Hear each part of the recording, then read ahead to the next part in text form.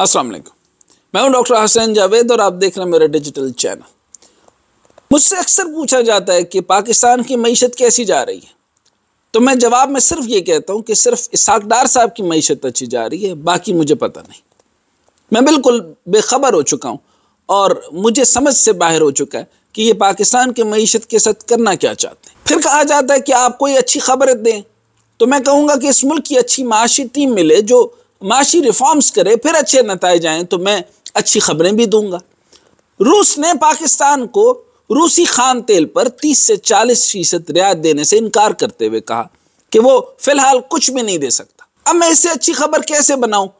मुझे बताइए कि मैं अगर आपको अच्छी खबर बनाकर दूं कि रूस ने आपके ऊपर शानदार काम कर दिया, रूस ने आपकी तरफ हाथ बढ़ा दिया, भाई 30 से 40 भी वो % तेल देने पे भी राजी नहीं हो रहे, तो मैं आपको क्या अच्छी खबर सुनाऊं? पाकिस्तान से कहा कि वो पहले कराची से लाहौर तक बिछाई जाने वाली पाकिस्तानी स्टीम गैस पाइपलाइन की फ्लैगशिप मंसूबे के लिए अपने अज़म का एहतराम करें। इससे ज्यादा जो है मेरे ख्याल में मैं कोई मौजूद लफ्ज इस्तेमाल करूं तो वो क्या बात करें कि वो अज़म का जो उन्होंने कहा था फ्लैगशिप प्रोग्राम का, यानी पाकिस्तान को यूनिडो से लेके यूनेस्को से लेके हर जगह, हर वर्ल्ड बैंक से लेकर, उनका मुकम्मल सवाल ही है कि ये कोई भी प्रोजेक्ट शुरू करते हैं, कोई डेवलपमेंटल प्रोजेक्ट शुरू करते हैं, उसको मुकम्मल ही नहीं करते। तो जवाब में बहुत अच्छा कहा, कोई अज़म का एहतराम तो करें, कोई फ्लैगशिप प्रोग्राम का मंसूबे का एहतराम तो करें। दूसरी तरफ इसहाक डार कहते हैं कि IMF कोई अच्छा बर्ताव नहीं कर रहा, कैसे करे?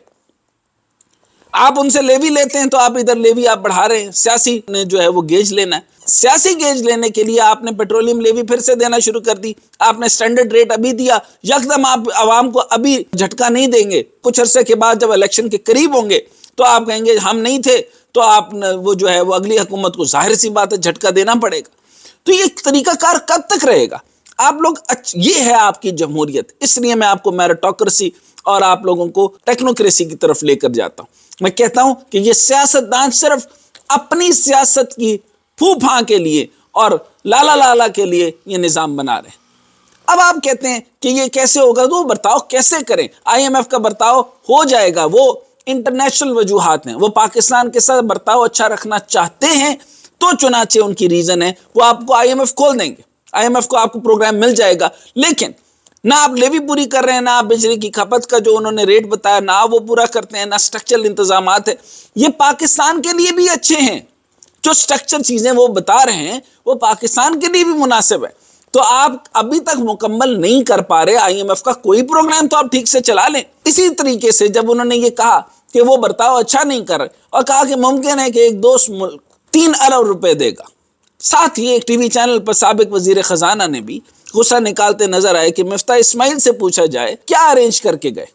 मिफ्ता इस्माइल को क्या $32 बिलियन के अरेंजमेंट नहीं करके जाना चाहिए था? भाई अलाइनमेंट ही नहीं है।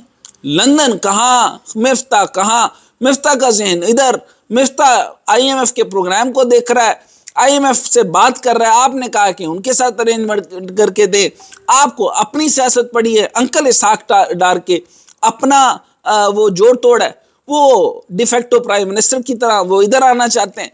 तो आपस में आप दोनों के अरेंजमेंट ही नहीं थे, तो आपने पूरी कौम को खुली गुमराही में रखा कि आप एक टीम है। आप तो एक टीम ही नहीं है, आप तो एक दूसरे की जड़ें काटते रहे। यानी $32 मिलियन का अरेंजमेंट अगर उन्होंने नहीं किया तो आपने उनको फोन करके कह देना था ना कि बेटा $32 मिलियन का अरेंजमेंट ऐसे करना है, मुझे बड़ा इसमें हुनर है, तो आप इस तरह कीजिए।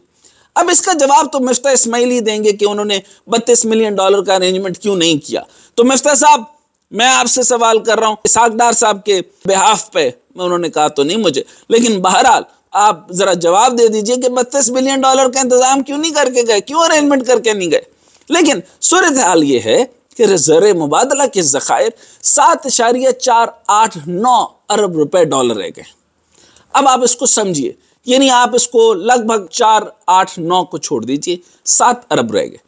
अब 1 अरब आता जाता है तो आपके जो है वो, जिस पर आप ये कहते हैं कि आप डिफ़ॉल्ट या नो डिफ़ॉल्ट की लाइन में, तो आप खुद सोचिए कि 1 अरब और कम हो जाता है, 6 अरब पे चले जाएंगे, फिर 5 अरब पे चले जाएंगे। लेकिन पहला जो पैसा है वो भी आपको जो है लेंडिंग और फंडिंग का है। ये अब आपको यहाँ पर समझ आ गया। अब आप ये देखिए तो यहाँ पर आपके जब ज़र मुबादला 7.489 रह जाएंगे, तो शुक्र है कि Saudi fund for development SDF ने पाकिस्तान को दी गई 3 अरब डॉलर की डिपॉजिट की सहूलत की तौसी कर दी। एक तो ये हो गया। स्टेट बैंक के मुताबिक 3 अरब डॉलर की रकम 5 दिसंबर 2022 को वापस करना थी, जिसकी मुद्दत 1 साल के लिए बढ़ा दी गई। अच्छा, हर जगह बढ़ा दी गई। सहूलतकार वो जिसे रोल ओवर बढ़ाना कहते हैं, सर रोल ओवर बढ़ा रहे हैं। अच्छा, हर तरफ से आप जो है वो मुद्दत होती है वो आपको एक्सटेंशन दे देते हैं, यानी वही वाली बात कि कर्ज की मुद्दत में थोड़ा इजाफा कर दे, मैं आपको दे देता हूँ। तो ये वही लाचार आदमी वाली बातें जो नॉर्मली एक गरीब आदमी करता है। अब इसी तरीके से जिसकी मुद्दत 1 साल के लिए थी वो भी बढ़ा दी गई। पाकिस्तान को एशियन इंफ्रास्ट्रक्चर बैंक ने बचाया, ये एक इंपॉर्टेंट बात है। अब इसका जरा चट्टा कट्ठा मैं आपको खोलकर बताता हूँ। वो ये कि पाकिस्तान को जो इंफ्रास्ट्रक्चर बैंक की तरफ से जो एशियन इंफ्रास्ट्रक्चर बैंक की तरफ से 50 करोड़ डॉलर की रकम 9 से 4% इंटरेस्ट रेट पर मौसूल हुई है। इसका आप ये समझ लीजिए कि 4% इंटरेस्ट रेट बहुत ज्यादा हुआ करता है, यानी दोस्त ममालिक जो है वो 1% के ऊपर दें या 2% भी दें तो समझ में आती है। 4% तो बहुत ज्यादा इंटरेस्ट रेट होता है, इसको हाई इंटरेस्ट रेट बोला करते हैं। लेकिन यहां पर जो आपको पूछते हैं अक्सर कि इसहाक डार साहब वो क्या जादू करते हैं, इसहाक डार साहब ये जादू करते हैं कि उन्होंने आपको बताया नहीं कि उन्होंने 4 से 9 का डिजिट हटा देते हैं और उनका जल्दी जल्दी बोल के चले जाते हैं कि हमने 4 से 9% इंटरेस्ट रेट पर वसूल कर चुकी है। भाई, हायर इंटरेस्ट रेट के ऊपर आप पूरी दुनिया से लेते जाएं, आप कर्जे में जाते जाएंगे, फिर आप रेकोटेक भी बेचेंगे, आप यहाँ गिरवी भी रखेंगे और आप अवाम भी बेचेंगे और आप सारा कुछ ही बेचेंगे। ये तो फिर उसके रिजल्ट्स आपको पता है, जब गिरवी रखते हैं तो आपका तो गुद्दा भी जाएगा और फिर आपका जो है वो फिफरा भी जाएगा और आपके इंसानी ऑर्गन्स भी जाएंगे। तो ये तो अलग बात है ना जी। तो पॉइंट ये आपने समझ लिया कि जब ये कोई जो सुपरमैन बनते हैं तो उसका मतलब ये है कि अब आप अवाम को अवेयर होना चाहिए कि कितना इंटरेस्ट रेट पर कहाँ से पैसा मिलेगा। यानी हमारे पास टोटल इस वक्त हम कोई चीज़ प्रोड्यूस नहीं कर रहे, हमारे पास कोई प्रोडक्ट एक्सपोर्ट के लिए नहीं है जिससे हम अपना पैसे का इंतज़ाम कर सकें, तो हमें पूरी दुनिया से हम उधार मांग रहे हैं। तो उधार क्या लिया? 4 से 9%। अब यहाँ बात समझ आ गई। अच्छा, ये बात हो गई कि इस इंटरेस्ट रेट पर आपको रकम मौसूल हो चुकी है, मगर रिपोर्ट के मुताबिक 4 से 9% शेयर सूद पर और मुख्तसर तरीन मुद्दत के लिए अब तक किसी मल्टीलेटरल क्रेडिटर से लिए गए सबसे महंगे कर्जों में से एक है। यानी आप ये देखेंगे ये तारीख भी इसहाक डार साहब ने बनाई है। अब लोगों को इसहाक डार का पता चलना चाहिए, मैं चाहता हूं कि उनको पता चले कि वो करते क्या है। मल्टी क्रेडिटर की गेम के अंदर ये सबसे बड़ा कर्जा है और मुद्दत भी सबसे कम, यानी आपको इसको इन्वर्स करना पड़ेगा, वापस करना पड़ेगा। एशियन इंफ्रास्ट्रक्चर बैंक की सूद की शरह कुछ गैर मुल्की कमर्शियल बैंकों के कर्जों से भी ज्यादा है।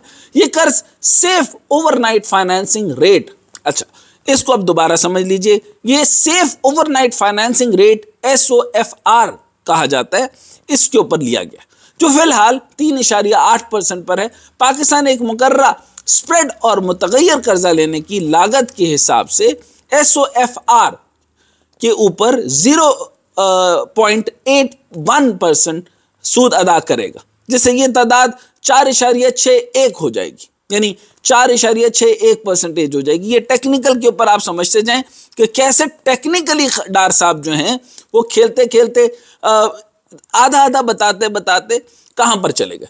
अब वो चले यहाँ गए हैं कि अब वो 4 से 9 का क्रेडिट जो गेज पूरा होगा 9 पर ही जाएगा, क्योंकि उन्होंने मुद्दत भी बढ़वानी है। जैसे जैसे मुद्दत बढ़ाते जाएंगे इधर से रकम भी बढ़ती चली जाएगी। अच्छा, बहरहाल 4.61 हो जाएगी। इसके बाद 0.25% के फ्रंट एंड फेस है जो कि $500 मिलियन के कर्ज पर $1.25 मिलियन है। ये इसहाक डार की डीलिंग पावर है, जो कि निगोशिएशन पावर कह लें कि इसको निगोशिएशन तो नहीं कहा जा सकता। एक वैसे मेरे जहन में ख्याल भी आया था कि इसहाक डार साहब निगोशिएशन पर कोर्स हो रहा है हार्वर्ड में, वो अगर आप पढ़ें 2 दिन लगा के तो आपकी निगोशिएशन बेहतर हो सकती है। लेकिन आप जो डीलिंग करते हैं वो डीलिंग ये है कि बस चकाचौंध कैसे करना है। आपने अभी मैं उस बात में नहीं जाना चाहता कि आपकी अपनी प्रॉपर्टी कितनी है, वो भी डीलिंग का जरिए। बहरहाल डीलिंग पावर जिसे कहते हैं, इनके पास जादू हो तो मुल्क से चंद दिनों में सूद का खात्मा कर देंगे। ये इसहाक डार साहब की नई बात सुने। इधर उनके पास जादू तो है नहीं कि वो डीलिंग कैसे कर रहे हैं, लेकिन इधर वो सूद का खात्मा करने का ऐलान कर रहे हैं। यानी हर चीज को दे दिया उन्होंने थोड़ा जिया इस्लामी टच। अवाम को इसहाक डार जितना बेवकूफ बना लें, लेकिन जमीनी हकायक नहीं बदलने। हकीकत यह है कि पाकिस्तान के पास इस माली साल में तकरीबन $34 बिलियन की गैर मुल्की फाइनेंसिंग की जरूरत को पूरा करने के लिए कर्जे चाहिए।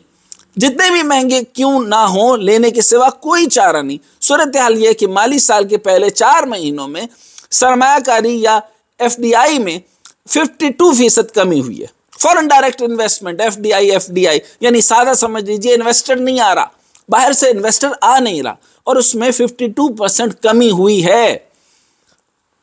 चाइना, बाकी ममालिक, अमेरिका, आपके पास पूरा फैसलाबाद का टेक्सटाइल, ये सारे के सारे जब इंटरनेशनल FDI आपके पास नहीं आता, आपके टेलीकॉम में नहीं आएगा, 5G में नहीं आएगा, आपके इंफ्रास्ट्रक्चर में नहीं करेगा, आपकी ऑटोमोबाइल में नहीं करेगा, तो ये सरमायाकारी नहीं होगी, तो ये किस तरह होगा, इसका बैलेंस किसने बनाना।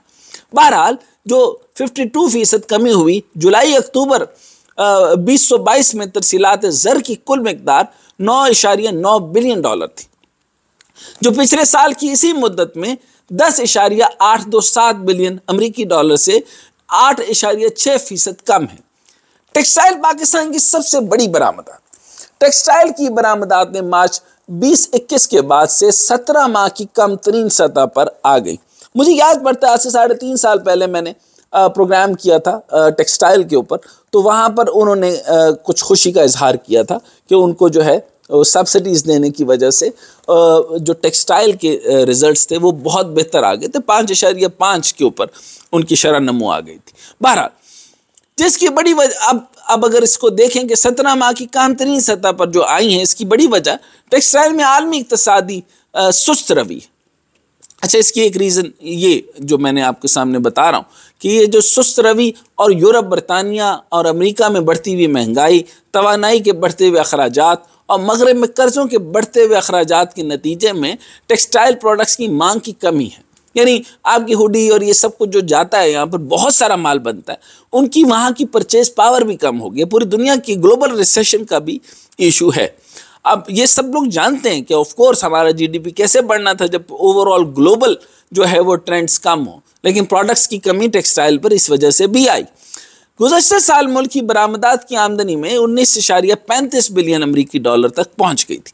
ताहम गैर मुल्की ज़खायर के बहरान की वजह से इस साल के लिए बरामदी मंजरनामा ज़्यादा अच्छा दिखाई नहीं देता और ख़दशा जाहिर किया जा रहा है कि पाकिस्तान की टेक्सटाइल की बरामदात में $3 अरब की कमी हो सकती है। $3 अरब की कमी हो सकती है, ये मैं अभी आपको बता रहा हूँ। ये वो एरिया है जहाँ पर काम करने की ज़रूरत है। सवाए चंद एक बरामदात के मुल्क को अपनी बरामदात की पोटेंशियल बढ़ाने पर भरपूर काम करने की ज़रूरत है। यानी टेक्सटाइल वाले भी अपना कोई थिंक टैंक बना लें जी, उनके सिक्स सिग्मा लेकर आएँ, उनके स्टैंडर्ड्स लेकर आएँ, क्वालिटी एश्योरेंसेस लेकर आएँ और फिर अपने पोटेंशियल्स को बढ़ाएं और अपने हौजरी के कारोबार को जो है वो स्टैंडर्डाइज करने की कोशिश करें। और आपके जो है वो ट्रेड पोटेंशियल्स आपने भी तो बेहतर करने हैं ना। हर काम हुकूमत कहाँ से करेगी, कितनी सब्सिडी देगी। अच्छा, बहरहाल अब आते हैं तजारती खसारे पर। अगरचे पाकिस्तान का मजमूई तजारती खसारा गुज़श्ता माली साल के इसी अरसा में 13.75 बिलियन अमेरिकी डॉलर के खसारे के मुकाबले में माली साल 2023 के पहले 4 महीनों में कम होकर 10.8 बिलियन अमेरिकी डॉलर रह गया। लेकिन इसकी वजह बरामदात में कमी है, यानी दरामदात में कमी करके तजारती खसारा कम किया गया। तो ये खुश होने की बात नहीं है। अब टेक्निकल बात, आप कहेंगे खसारा कम हो गया तो ये तो खुशी की बात है।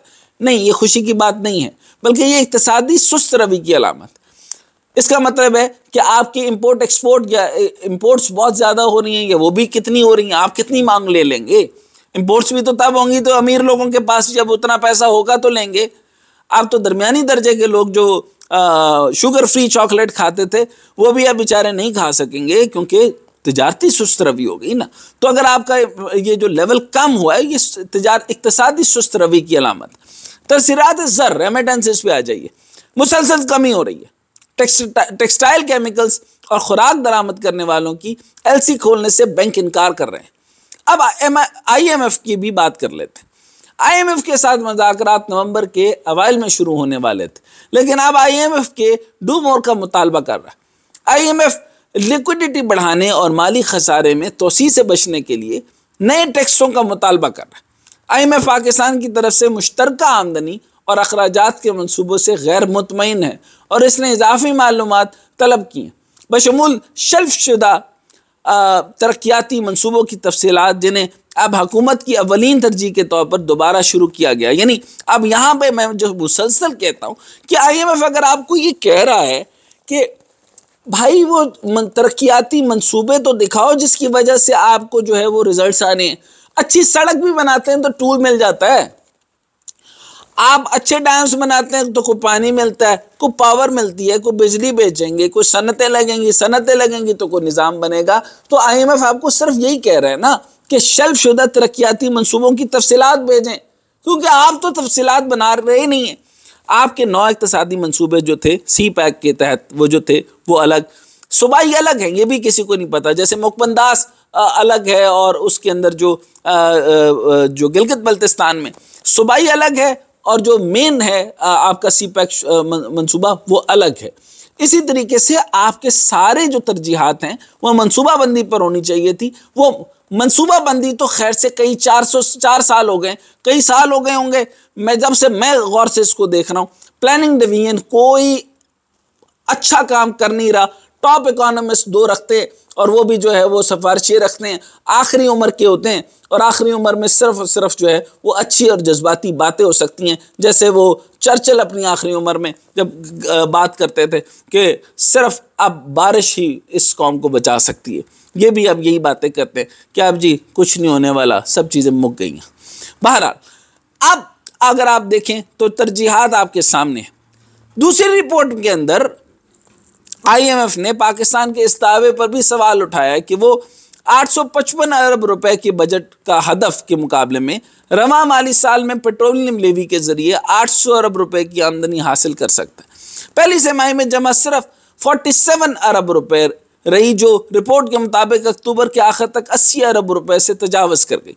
मगर IMF हर महीने की डिटेल मांग रहा है और ख़बरें हैं कि IMF को लगता है कि कलेक्शन एस्टीमेट को बढ़ा चढ़ा कर पेश किया जा रहा है। तभी इसहाक डार कहते हैं कि IMF अच्छा बर्ताव नहीं कर रहा। असल मसला इसहाक डार की तरफ से एक्सपोर्टर्स को 100 बिलियन रुपए की सब्सिडी देने पर आ रहा है और दूसरा, जैसे कि हमने आपको अपने गुज़श्ता व्लॉग में बताया था कि वो हुकूमत पावर सेक्टर में रिफॉर्म्स करने में बुरी तरह नाकाम रही है।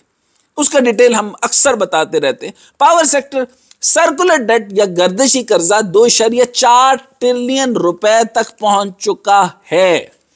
कितना? 2.4 ट्रिलियन रुपए तक पहुंच चुका है। और महंगाई के नाम पर इमरान खान की हुकूमत ख़त्म करने वाली हुकूमत का हाल ये है कि मौजूदा माली साल के पहले 5 महीनों में महंगाई की शरह 25.14% रही, जो गुज़श्ता साल में इन महीनों में 9.32% तक थी। और स्टेट बैंक ने कहा था कि महंगाई अगले साल भी जारी रहेगी। ये है इनकी कारकर्दगी। इसहाक डार जो नैब से खलासी मिलने और थोड़े से महंगे कर्जे लेने पर जश्न मनाते नजर आ रहे हैं, इन्हें समझना चाहिए कि अगर रिफॉर्म्स ना की गई तो IMF शायद कर्ज की अगली किस्त तो जारी कर देगा, मगर भारी और भरपूर शराइत पर। और खमियाजा कौन भुगतेगा जी? अवाम। अवाम अवाम। लें जी मज़ा आप जमहूरियत का, मेरी अवाम।